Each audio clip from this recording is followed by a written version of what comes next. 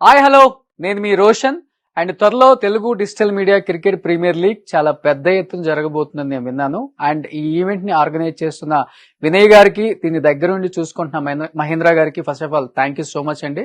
So ఈ cricket match తర్వాత Telugu digital media అందరూ కూడా ఒక తాటి పేరుకు వస్తారని మనస్ఫూర్తిగా నేను నమ్ముతున్నాను. సో అందరికి కూడా విష్ యూ గుడ్ లక్.